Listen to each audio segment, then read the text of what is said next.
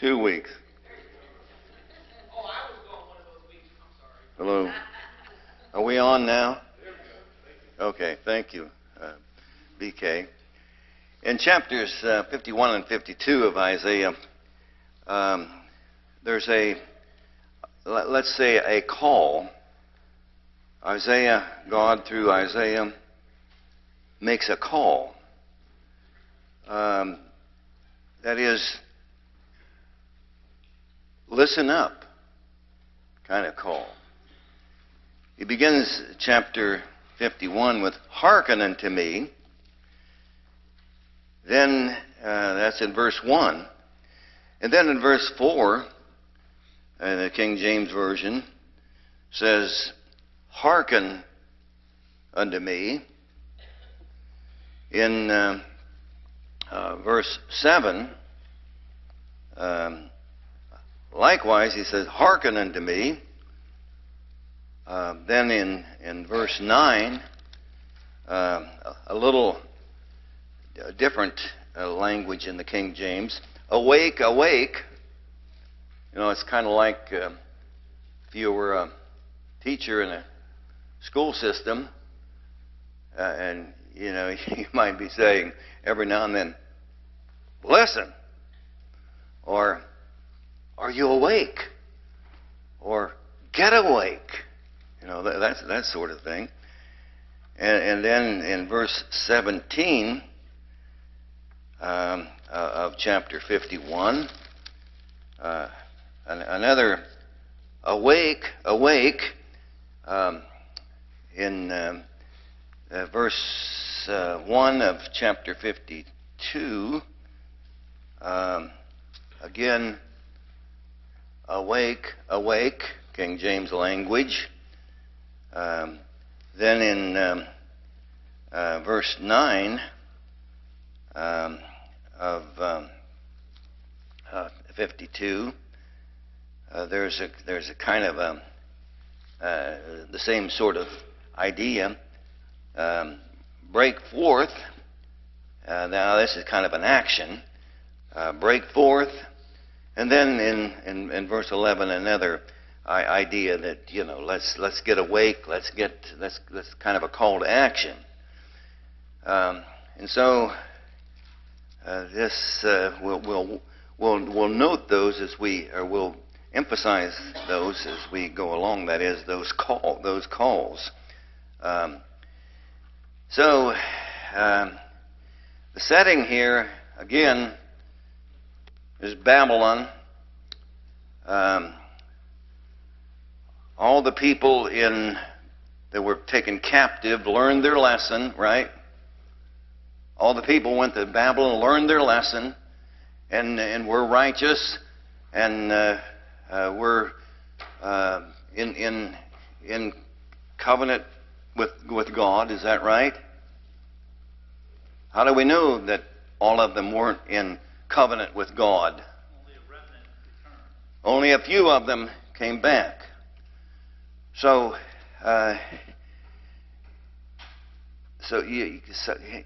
when they use this, when King James language here says hearken, it's sometimes hard to figure out to whom is he speaking.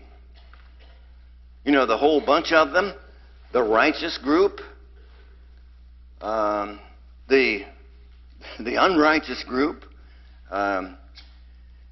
So we have to kind of try to figure out in chapters 51 and 52 when this language hearken or listen up, awake, you know, to whom is being addressed. Now it's easy to figure out in verse 1. Hearken to me, ye that follow after righteousness. Now, do you suppose the people that were righteous, that were trying to be God's children, do you suppose they may have become a little discouraged? I mean, they're good people, right? They're in Babylon, they're in captivity. They're being treated like dogs. At least the righteous were. Now, some of the unrighteous probably went along with what was going on. They just, they just figured, well, we'll get involved in the economy. We'll get involved in this new culture. We'll just be, So I suppose there are many of those, and the reason I think that is because there was there were just a lot of them didn't return. But so hearken unto me, ye that followeth after righteousness, ye that seek the Lord, look unto the rock whence ye were hewn. Now that's interesting language. Look unto the rock in which you were hewn. Look into the quarry. You know what a quarry is? Stone quarry. Ken, do you know what a quarry is? Quarry. I was pronouncing it a little wrong. Quarry. Remember from what rock, what quarry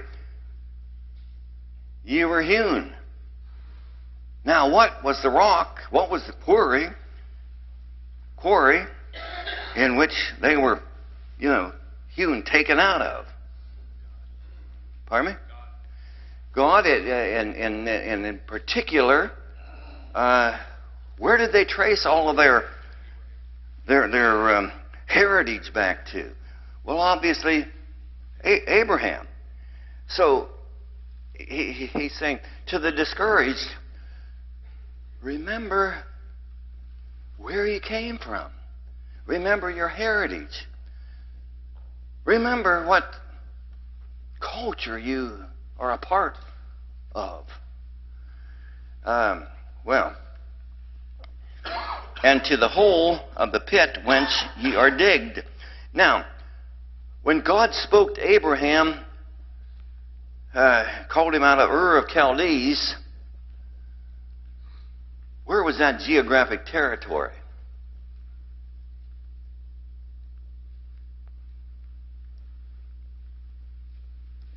It was in the same land where they were captive. It was a piece of real estate that would have eventually become Babylon. That's kind of interesting. And wouldn't if you were a good Jew, if you were a righteous Jew, wouldn't you kind of identify with that? I mean, if you have been taught and had respect for your heritage and had an interest in your heritage, you have probably thought, man, this is where our father Abraham came from. Right here. He was in Ur of Chaldees. Now we're back. But the righteous Jews would have had the notion, but we're going to get out of this mess. God's going to take care of us. And so he's admonishing these people, and still they're in Babylon. Now, look unto Abraham your father. Now, this has reference to them being in Babylon. But who are the children of Abraham in this era? Obviously, those who have followed God's plan.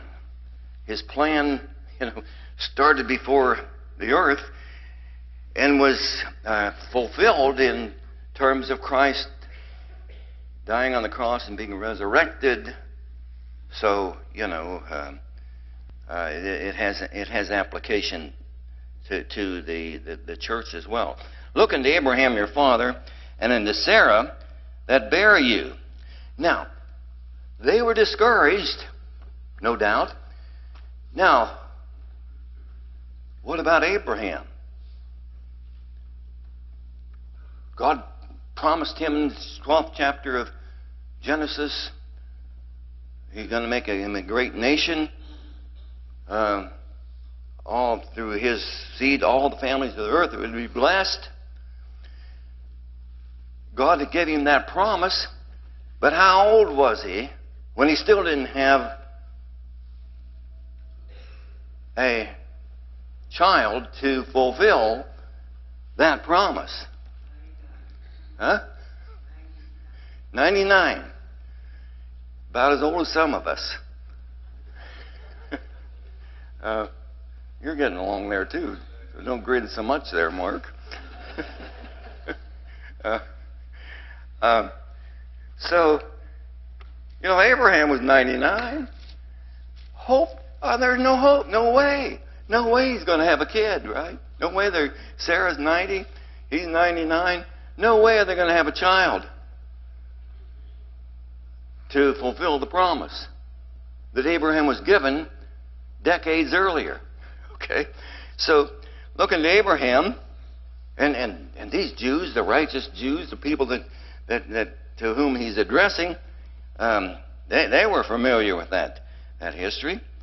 Looking to Sarah that bare you, and I called him alone, and blessed him, and increased him.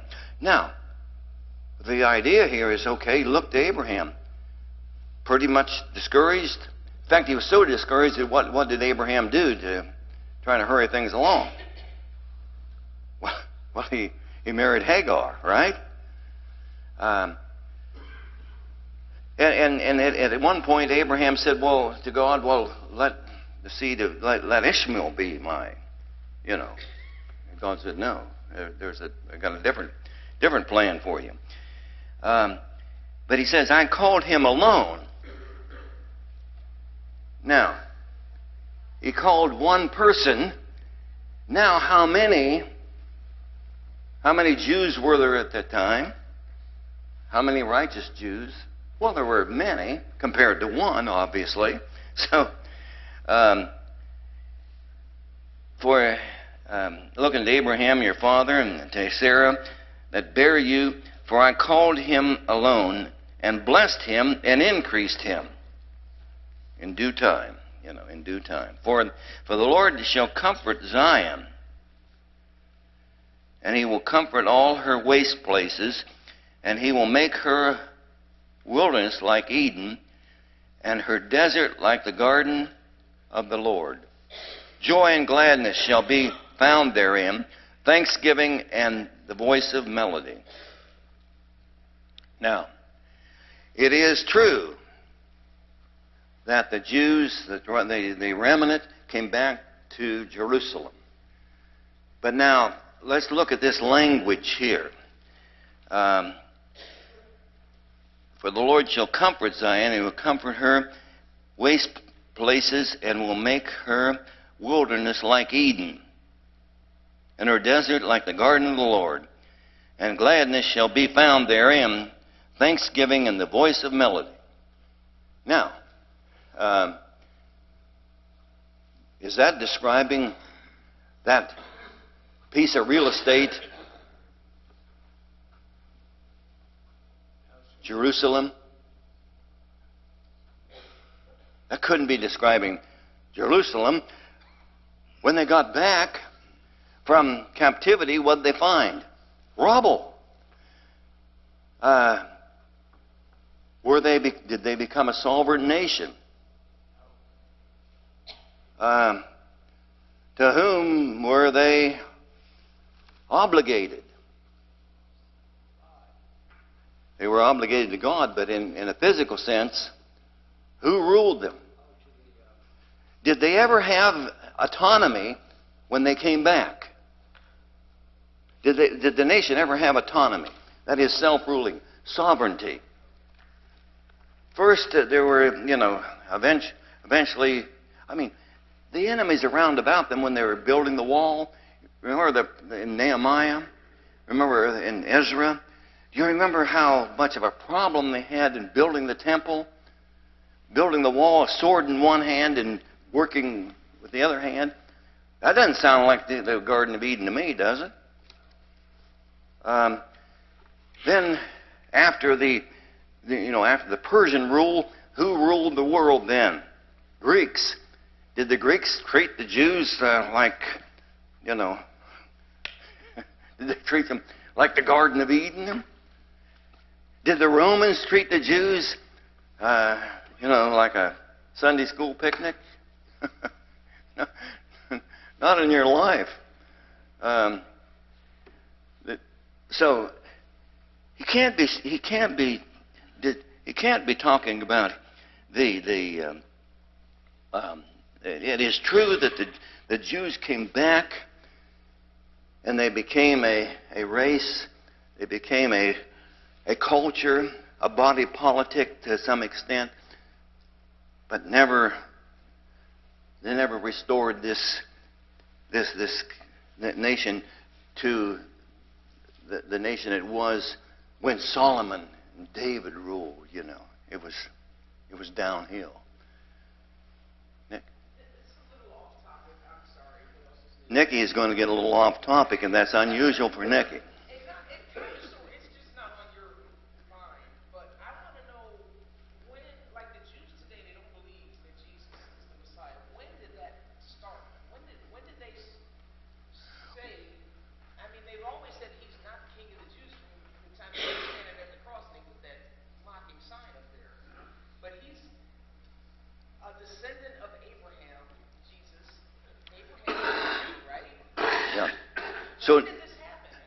So Nicky's question is one of when did the Jews become non-believers? Well, obviously there were Jews in the first century that believed, right? I mean, 3,000 on the day of Pentecost, they were primarily Jews. Then 5,000, and then Jews all over the world. Some Jews all over the world believed. That's what you call a Messianic Jew? Well, no, they were Christians. They became Christians on the day of Pentecost and thereafter. So now, they're not Jewish anymore, those ones? Now some of those wanted to bring the traditions of Judaism into the Christian system, but then the Jews on the day of in that early period, some of them just disbelieved. Now, most Jews still don't accept the idea of Christ. But your friend, right? But he doesn't really. But he's a Messianic. Yeah. Okay, but to answer Nicky's question completely, how do the Messianic Jews, let's say, differ from the Christian system? They're Jew first. They're Jew first. And they keep their lineage. They're still Jewish. They still practice Judaism on Saturday. But they believe that Christ is the Son of God. And He is the King Savior. Okay. Is that good enough for God? No. You got your answer. In one word, no. Well, I still not really. I want to know when they stopped believing and why. Well, there are Jews today that are pure Christians. It sounds like they wanted to go to Christianity, but they wanted to have their cake and eat it too, and you can't do both. So some said, well, I'm just not going to do the Christian thing at all. Nicky, It sounds like a big mess. some of them, accepted Christ to some extent, but were still practicing Judaism. But basically the bulk of the Jews subsequent to, let's say, AD 70, when Jerusalem was destroyed, the bulk of the Jews have just rejected Christ, period. The bulk of them. Yeah.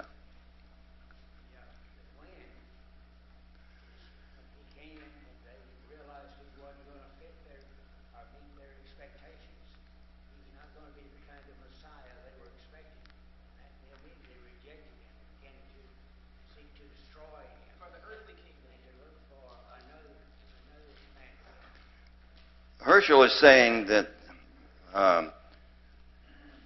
in the first century, when Jesus was on earth preaching, many of the Jews rejected him because he didn't meet their expectation of being a warrior king. Okay? However, those Jews that obeyed the gospel on the day of Pentecost really were converted. Pardon me? I don't think there's any doubt about that. Yeah. And there were exceptions, like on one occasion, many of the priests became obedient because of what they saw and witnessed. And some of the Sanhedrin became, some of the ruling class, but it was the minority. So a minority of the Jews did in fact accept the Messiah. The bulk of them didn't, and still don't. Just one, really quick. What's the difference between a Pharisee and a Sadducee? Well, that's a whole different story here, but the Pharisees generally were Pharisees were a strict sect of the Jews in terms of they had a whole series of traditions that they followed, that they believed in heaven and hell. The Sadducees were kind of a elite group. They didn't even believe in the resurrection. Paul was a Pharisee, right? Pardon me? Paul had been a Pharisee, yeah. Mark? There are nationalistic Jewish people. I don't want to say Jews in the church because there's no such thing anymore. But there are. I mean, I know of a member of the Lord's church who's a rabbi's granddaughter. So there are members of the church that are of Jewish descent. But it's a rare, But not many. it's a rare situation.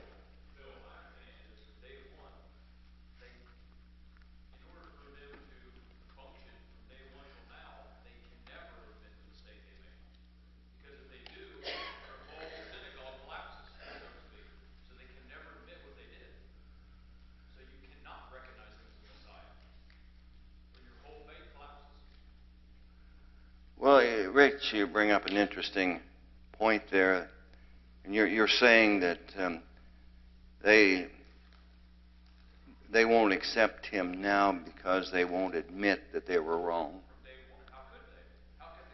Well, you know when that was it Mel Gibson that put out that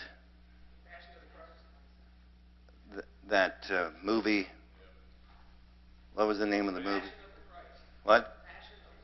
Yeah. Well, some of the Jews were really unhappy with that movie. Why? For the reason Rich has said. They probably knew they were wrong and couldn't admit it. Well, okay, let's continue then. Let's to get our minds back to Isaiah 51. For the Lord shall comfort Zion; he will comfort all her waste places, and he will make her wilderness like Eden, and her desert like the garden of the Lord. Joy and gladness shall be found therein, thanksgiving and the voice of melody. Here this has application to the New Testament period, the New Testament church period. And now, you know, when you read that and you think about how the church era, New Testament church era is going to be, what ought to be the attitude of those that are involved in the church? When you look at this, what ought to be the attitude of members of the church?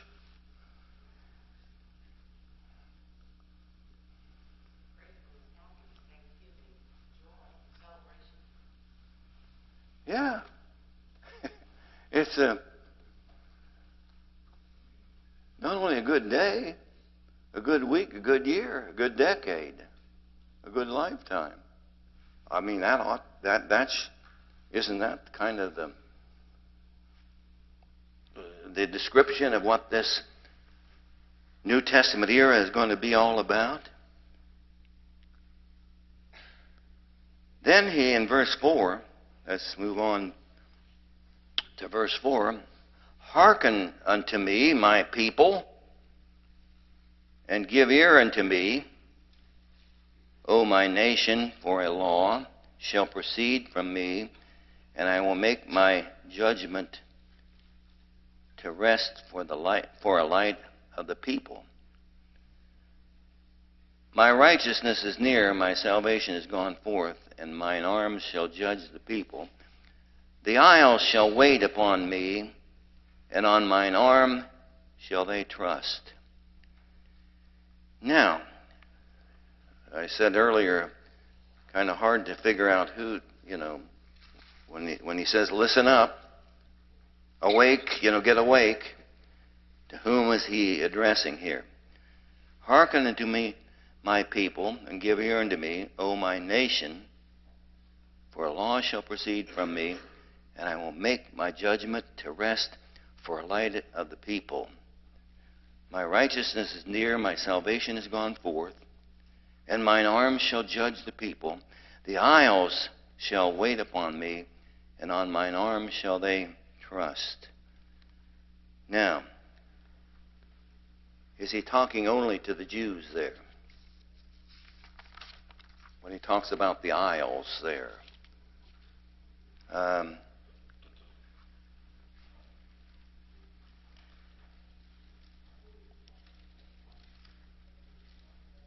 He's talking not only to the Jews, not only to his people, but to the nations. For a law shall proceed from me, and I will make my judgment to rest for the light of the people. My righteousness is near, my salvation is gone forth, and mine arm shall judge the people. The isle shall wait upon me, and on mine arm shall they trust. The word of the Lord would go forth from where? Jerusalem. From the Jewish Messiah, the Messiah who was Jewish. And it would go into all the world. We think of Matthew 28:18-20, where the idea is to go into all the world. You see the isles there. Somebody say something? The isles, referring to the nations, shall wait upon me, and on mine arms shall they trust. Isn't it ironic? Now, think about this for a moment. Isn't it just ironic that here salvation is of the Jews? In what respect?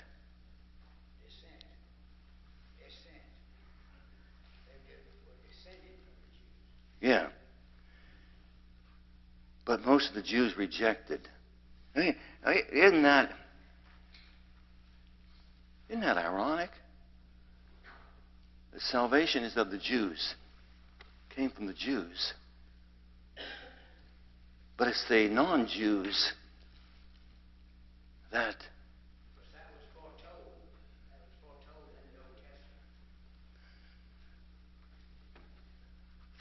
foretold to some respects in Isaiah. Yeah.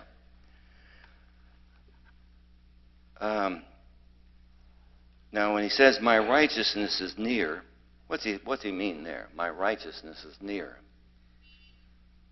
My righteousness is near.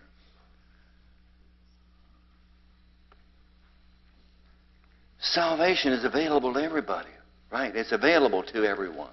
Is that correct? Yeah. Then, in verse 6, he says, lift up your eyes to the heavens and look upon the earth beneath. For the heavens shall vanish away like smoke, and the earth shall wax old like a garment.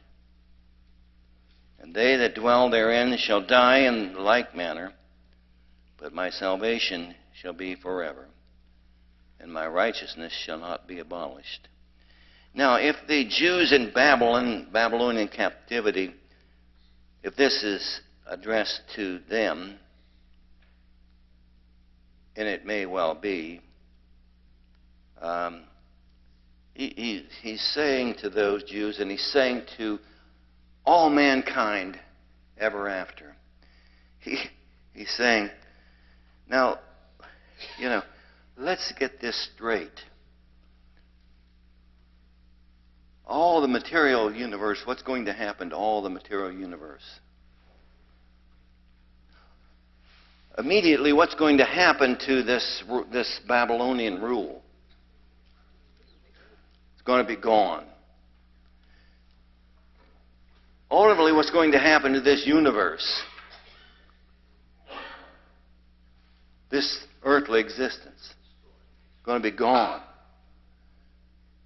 So in the big scheme of things, the Babylonian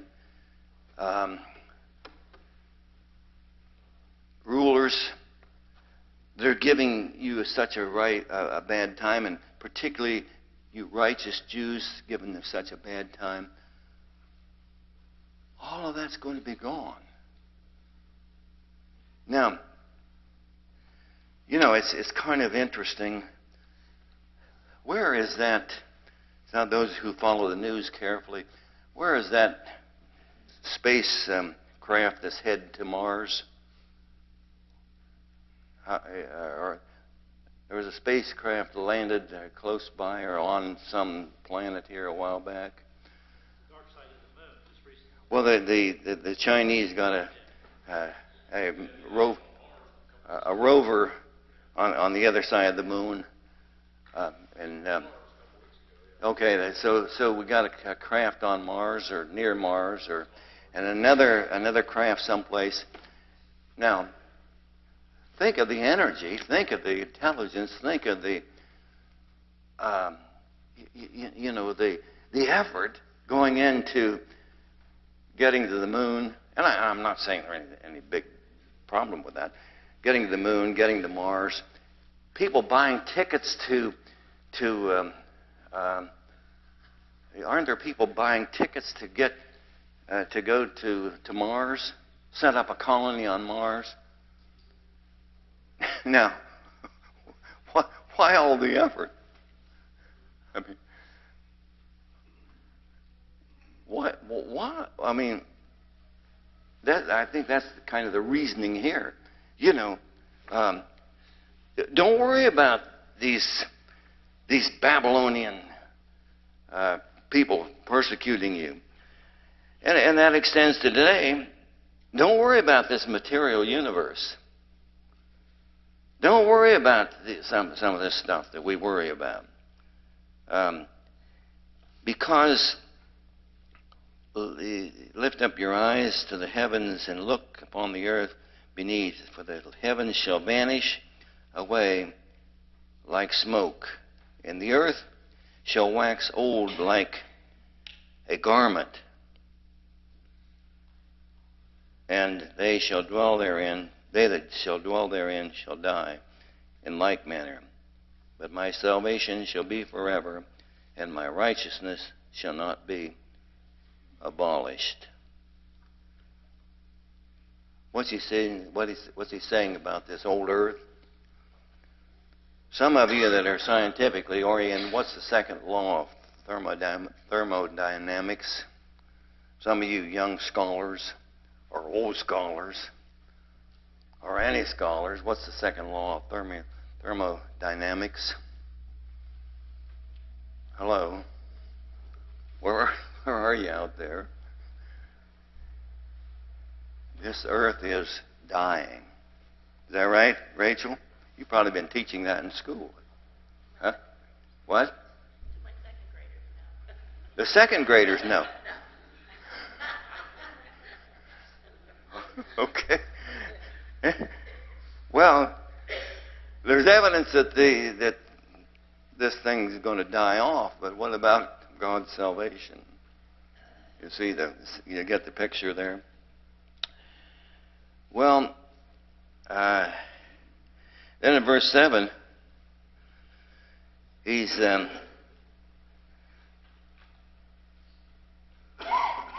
continues that thought essentially. Hearken unto me. That's listen up, ye that know righteousness. You know, that remnant of the Jews, and then by extension to the righteous of all time.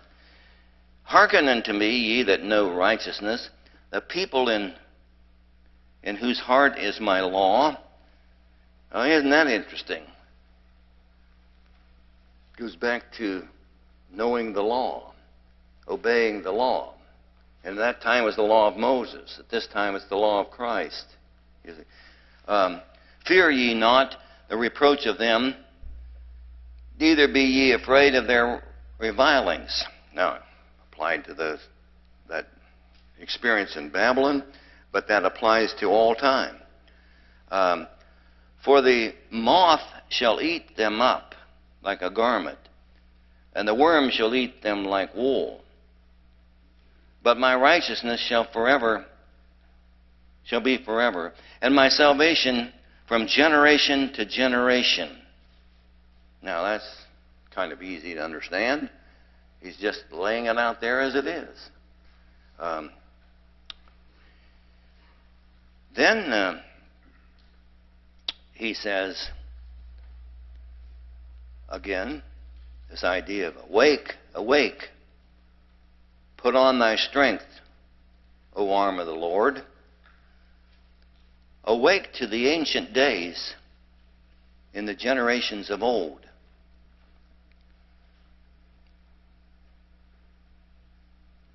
Art thou not yet that hath cut Rahab and wounded the dragon?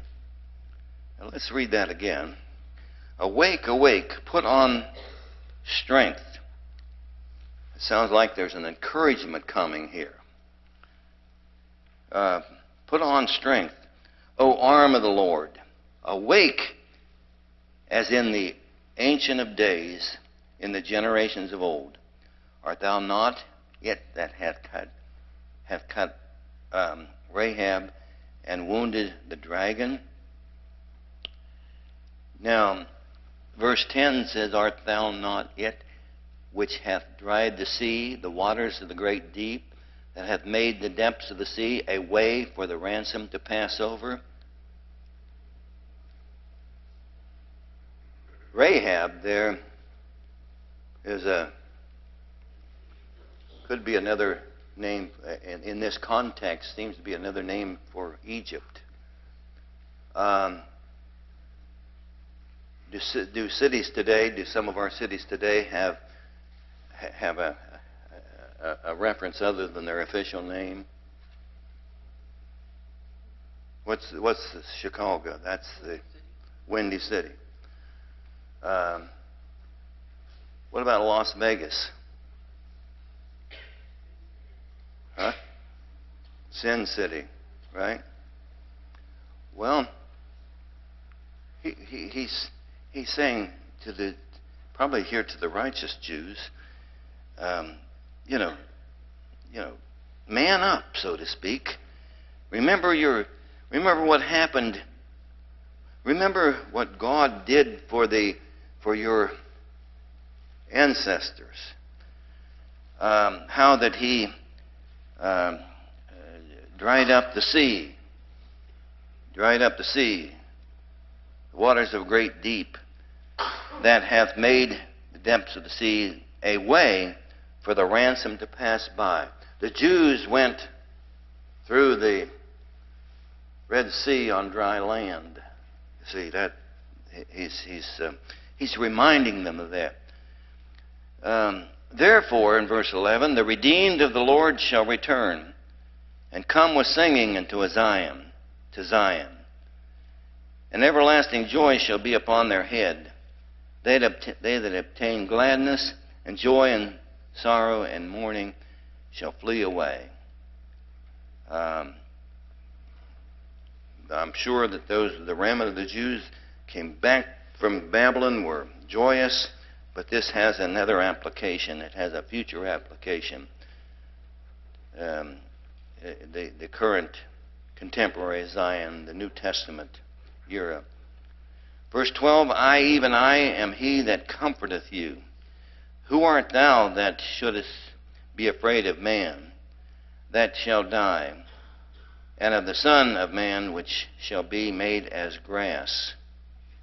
That reminds us of the Lord's statement that don't be afraid of the person that can kill the body, but what? Finish it. Remove body and soul into the abyss.